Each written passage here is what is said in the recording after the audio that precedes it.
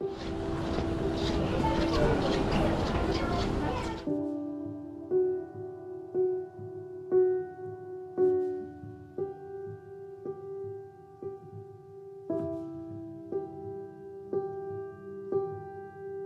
just arrived in Docksta, heading for the Skulu mountain that we will ascend today. We're on the High Coast Trail, or Höga Kusten-leden. We're gonna walk half of it, starting in Docksta and ending in Örnsköldsvik, through the Skulu Forest National Park. Here we go!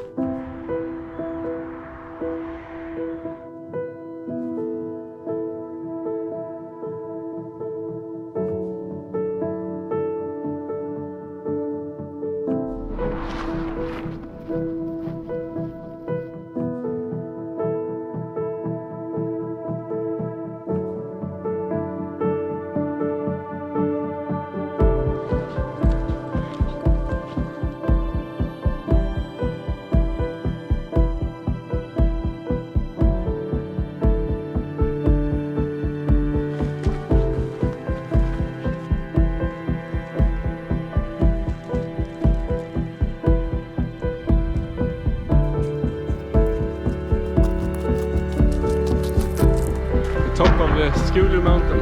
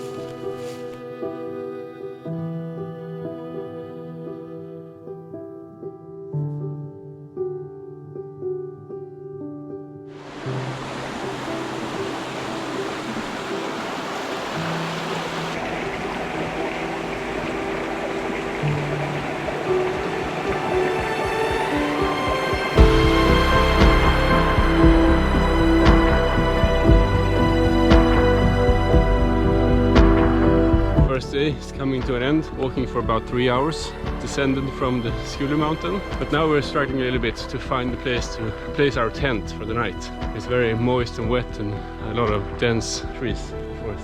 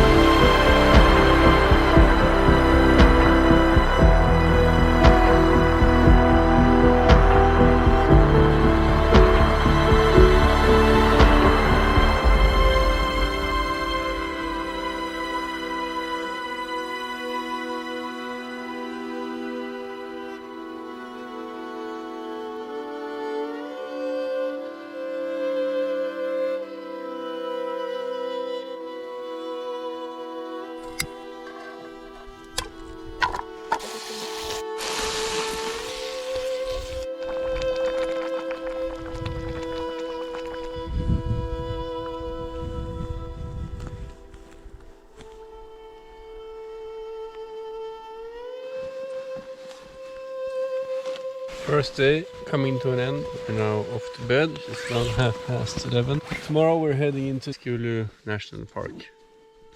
Good night. Day 2. It's been raining all night. Not very good sleep, but we're up.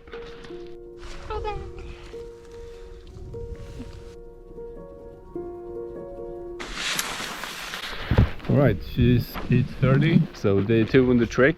I think it will take about 3 hours to get to the southern entrance, heading through something called Käcksed and then Kärl, which is where we can fill water. So yeah.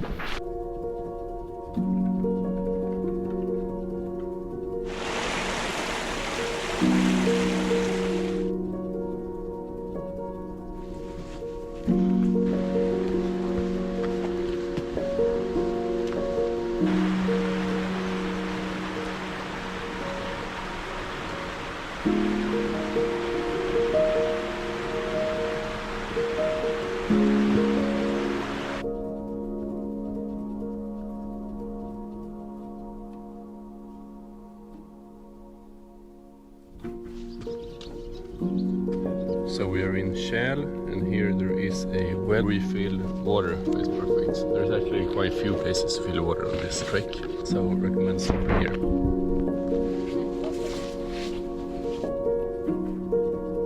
Wild strawberries.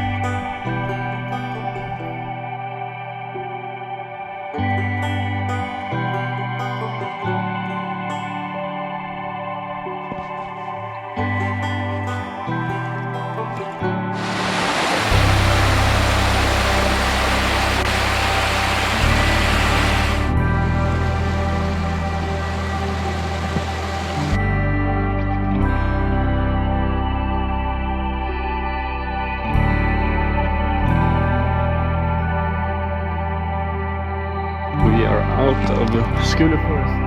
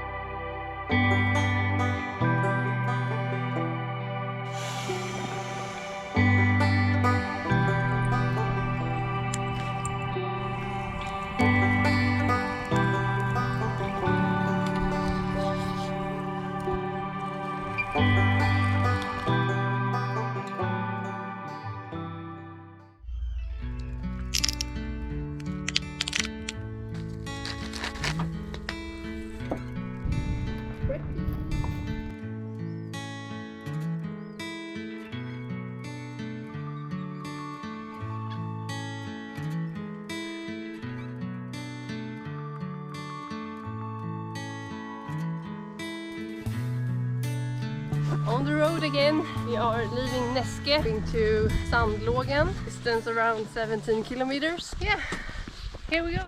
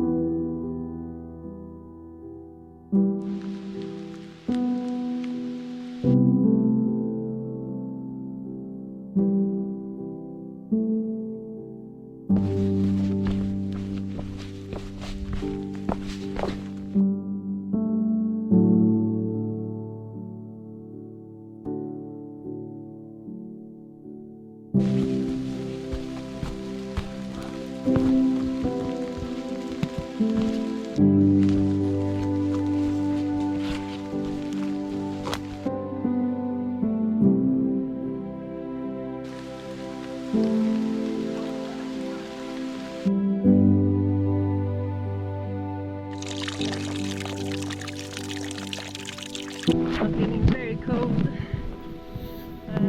wet.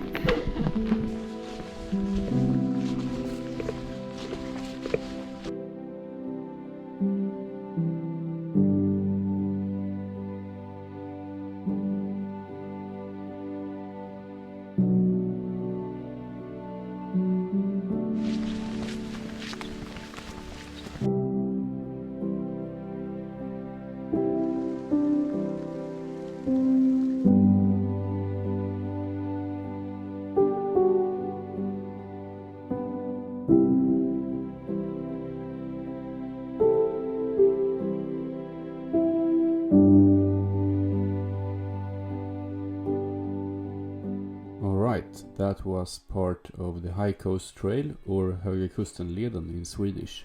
And if you would like to do this trek yourself, I will share with you some good to know details. There are 12 renowned so-called signature trails in Sweden. This is one of them, also being part of the UNESCO World Heritage. The full trail is 125 kilometers alongside the east coast of Sweden and is split up into 7 sections about 15 to 25 kilometers each. There are links in the description to get detailed information about each.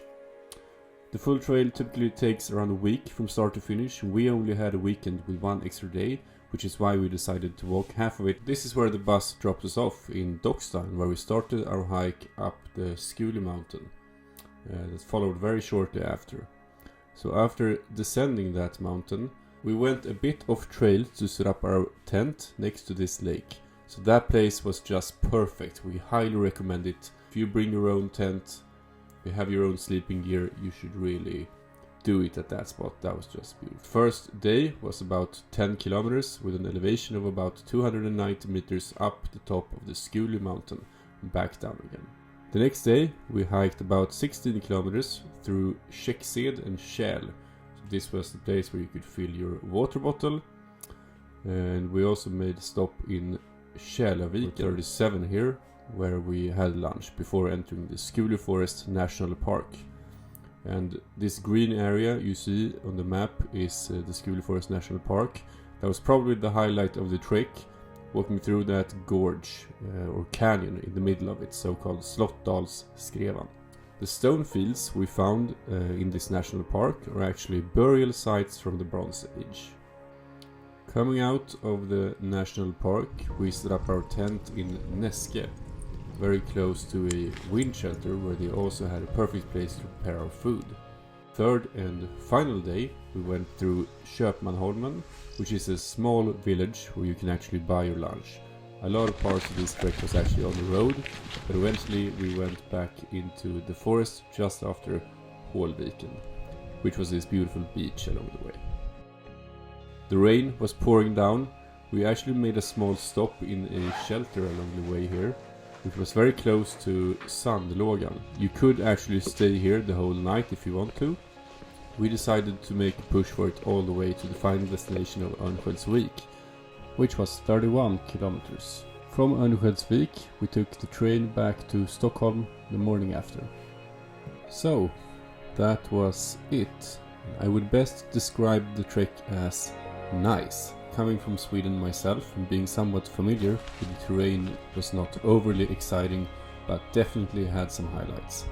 The trail was well marked and you do not need any prior hiking experience. It was very flat as well, you do not need to be fit in order to complete this hike. I'd say it's a pretty perfect beginner hiking experience. If you want to do this trek and you have any questions, please comment below and I will help you out. If you like this video, please consider subscribing as it ultimately enables me to get out and do more of these treks and videos to share. The next treks I have planned is the King's Trail in Sweden during this summer, and after that Inca Trail in Peru at the end of the year or beginning next if COVID allows. Thank you very much for watching.